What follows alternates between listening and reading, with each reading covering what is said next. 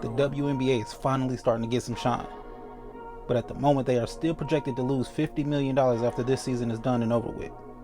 That is 5 times more than the yearly average when it comes to losses, even though this 2024 season is their most watched and attended season yet. This season has also seen the merchandise sell at 756% more than every year before, and that's just from their WNBA store website. Now, I have an idea for what the reason for all this growth and financial losses is coming from, and I'm guessing that it has to do with them spending a lot more money on advertising than they did before. And they are also providing more for the players than before, with charter flights for whenever they can get them and other things that would be conducive to their players' safety and health, which costs money. It might not look like it's paying off at this very moment monetarily, but I'm sure it's going to pay off in the long run. The things that they are starting to provide will help the players play better and longer, and with all these new eyeballs on the league, it will help tremendously. Believe it or not, the WNBA is starting to look like they will become profitable in the next few seasons. So if you're one of those people who watches the WNBA, jokes, and takes them seriously, prepare to start seeing the people around you watch it and become invested. Actually, let's just start there on the ways that the WNBA can gain fans and respect. The people who say, girls can't play no ball. No one watches the WNBA or jokes like that are mostly people who can't hoop or never got to play organized basketball past middle school if ever. I don't see anyone who played high school basketball actually seeing court time, or current/former college players, or current/former professional players on the men's side that say women can't hoop. And that's because all of us who really hoop or really have hooped have come across many women that had hella game. And now all these women are all over the place. This right here is one of my favorite finishes of all time, and this is before she even got to college or in the pros. But if you weren't good enough to get on the big boy court, then you probably wouldn't have seen any. With that being said, I think that instead of the WNBA players having to go overseas to make more money, they should bring in investors and go on a tour playing against these dudes on social media and claiming that women can't hoop. Not like this guy did and try to hide behind a high school basketball team. Even though I would like to see that happen just to prove to people that what they see from these women on TV is different from what you gonna get in person. Just like all the Brian Scalabrine, aka White Mamba haters. I'll be the first to admit, I thought he looked trash when he was NBA. I mean, I was young, you can blame me. But we have to remember he was playing against the best players in the world. But at the same time, I wasn't surprised when he was giving all these dudes buckets and hitting them with the iconic line. There's a legendary quote that came from that, which is that I'm way closer to LeBron than you are to me. Yeah. Shit is cold, and it's true. Same thing with Jaylen Brown and his close friend Trevin Steed. Rest in peace, Trevin Steed. And also congratulations to Jaylen Brown for his championship and his finals MVP performance. And he did that from the supposed second option position, which he never let get him down or outside his character. He and his teammates know that he isn't the number 2 option, and he and Jason are both the first options depending on what the defense is given. Look, I'm off track. Let's get back to it. Basically, the women from the dub need to go on an ass-whooping tour with people who are actually talking shit and thinking that they can hoop these women. I think the WNBA should start playing their players outside of their contract and their salaries and things like that to really go out and hoop these casual players / all the time online shit talkers. Not only would that gain them some respect in the basketball community, but it would literally shut up the haters that were proven not to be able to compete with a league that's so talentless, as they would say. Now, the players in the WNBA might think that this is beneath them. Sometimes you gotta pop out and show niggas. Kendrick can help the WNBA get to the next level. My next point is along the lines of what they're already doing. The WNBA seems to have learned to lean on the popularity of their players coming out of college and into the league. Right now, there are 2 players that teams that have a losing record and in no real position to challenge the champs and expect to win anyways, but they are still talked about more than anyone in the league. These 2 players are Angel Reese and Caitlin Clark. These were the biggest names in women's college basketball for the past 2 or 3 years, and now they're both rookies in the WNBA, setting all kind of records. Angel Reese with all those double-doubles consecutively, and Caitlin Clark got the first triple-double from a rookie. No matter the outcome of the games, the media instantly talks about it, which wasn't the case for any WNBA players in the past, which includes some real legends like Diana Taurasi, Lisa Leslie, Cheryl Swoops, or Air Swoops, who has the hardest women's basketball signature sneakers, by the way. Nike needs to retro them all. You got Asia Wilson, who's probably the best player in the league, and Breanna Stewart, who also could be best player in the league and was last season's regular season MVP. There are other rookies that are receiving lots of attention and that can hoop, like Cameron Brink and Camila Cardoso. And yes, they are performing just as well, but they don't command the attention the same way that Reese or Clark does. And Brink actually got injured and her season is done. Hopefully she comes back better and stronger. The reason I bring these two people up is because the W is still young, but they are on par with the NBA at their respective timeline, if not further. Come to think of it, I'm surprised more old heads don't love the WNBA. It's the last real physical basketball league left. These women are still playing with the ball in the post a lot, and people are getting hammered when going to the rack. Look at this shit. Ugh, get your little ass back. Get that weak shit out of here. The WNBA is now a shooting league, and I love watching it, but I hate the flopping and the fact that every team plays the same style. I miss when the guards knew that if they went into that paint, they might get their head knocked off. And we knew that if they did go in the paint, that they was trying to put somebody on the poster, Sports Center top 10 highlights or something. The W is still playing like that, and there are still a lot of different play styles that make the game exciting. Look at all these fouls that would get you suspended for 10 games at the NBA, but just a regular foul or maybe even flagrant in the WNBA. I love that shit. Look, I'm off track again. For comparison, and most of them might already have seen this, but Angel Reese and Caitlin Clark are big rivals and have been since college, just like Magic Johnson and Larry Bird. At the time that Magic and Larry were battling in the NBA, it wasn't the powerhouse that it is today, but that rivalry brought in tons of fans. Fans that picked sides and started endless debates on who was better, who had the better team, and where they would fall on an all-time list of the greatest players ever.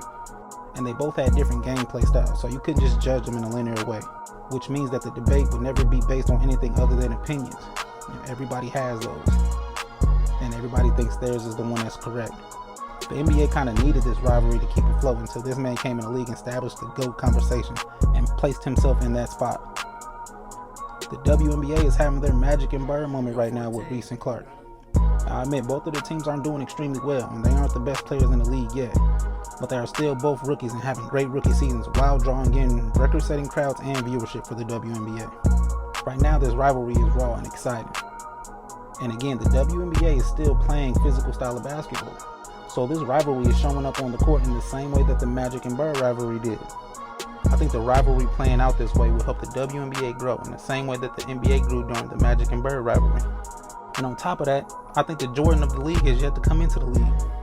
In a few years, we might see someone making their way to that GOAT spot in the WNBA. I don't think she's here yet. I don't think there's an undeniable greatest of all time in the WNBA yet, but I think she's coming at some point soon. Another thing we will talk about is marketing and allow the players to really be themselves without too much interference. Right now, the pregame tunnel walks are making headlines. The players in the WNBA are now going viral for their pregame outfits, and there are a lot of dope ones, and ones that people seem to have a problem with. This may not seem like a lot, but it's great for the players and their bank account. We all know that when people are watching in large numbers, companies will want to find a way to advertise to potential customers or even existing ones. With so many eyeballs on the WNBA players and their pre-game outfits, clothing brands are wanting to pay these players with free clothes or money in most cases to have them wear the brand's clothes on national television. Same thing with jewelry and shoe sneaker brands. This all puts more money in the player's pocket, which is a hot topic right now on its own, but we will get to that later. Right now, most players go overseas during the offseason in order to make money playing professionally in other leagues. And it's actually dope that the WNBA has not stopped this. It's probably because they know the player salaries aren't too high. More on that later too. Well, after the whole Brittany Griner situation that she had while playing overseas in Russia, I have been more nervous for these players to go overseas and play in other leagues in countries that they are not from. Laws are different, cultures are different, and that can lead to some not so great outcomes for the players, like the one Brittany Griner found herself in. It got so bad that the United States government had to step in and get her home, which didn't sit well with anyone. It was mostly due to what we gave to get. It made me worry about everyone traveling outside the US, if I'm being honest. Not just sports players or celebrities, so y'all be safe out there. But if I was a team owner, I would find ways to make sure that my players were financially secure despite the salary cap, by putting together a team that would find and secure a sponsorship deal for my players so that they wouldn't feel the need to leave the country in order to make money to support themselves and their families. But the WNBA so far hasn't stopped any of their players from being exactly who they are on podcasts, during interviews, or anything like that, which shouldn't seem so surprising. But when a league is trying to establish themselves and establish relationships with big businesses, you would think that they would want their players to follow some strict code that makes the WNBA seem more appealing to those big businesses. With players having the freedom to be themselves, it leads to some viral moments, both good and bad, but all of it leads to more attention from the public, which leads to more endorsement deals and public spotlight on star players, which brings in more eyeballs to the league, which will lead to bigger television deals and more seats being sold in the arena, which will eventually make the league more profitable. Hope y'all followed that. I can barely get it out. Right now, the plan that the WNBA seems to have in place is looking like it has grown legs and is starting to run. Skip the crawling. Oh no, they can actually kind of crawl. You know what I'm trying to say. They even have 2 confirmed expansion teams. A Golden State team that is expected to begin play in 2025, and a Toronto team, and the only team out of country scheduled to begin to play in 2026. Let's get on to the last thing, the money. The one thing that the WNBA is still being scrutinized about is its players' wages, and the players are being laughed at for what people think they said. The NBA pays a lot more than the WNBA, and we know the reason why. Not because it's men versus women, but because the NBA makes more money and has a lot more fans. Every few moments, a clip like this or a headline like this goes viral. Now, most people think she is saying that players in the WNBA are wanting to be paid the same as the men in the NBA, but that's not actually what she means. The women in the WNBA want to be paid the same percentage of league's revenue as the men's league, which on face value seems to be fair. But a major problem for the WNBA is that they're not profitable yet. Again, this year alone, they are expected to lose $50 million. That's not the case every year, but on average, the league loses between $9 to $10 million. So even with the splits that they have now, team owners are losing money each and every year. To those of you that think that the WNBA players should get a bigger percentage, ask yourself this. How long would you be willing to invest in something that you know is going to lose money every year just for them to turn around and ask for more money from the profits that you aren't even making? I'm guessing most of you would say not very long. I personally believe that with how many teams have folded in the WNBA up to this point, and all the teams being sold to new ownership so early in the league's lifespan, that most owners would just cease operations, which means no one will have a job. The owners, of course, are already multi-millionaires and billionaires, so they will be more than okay.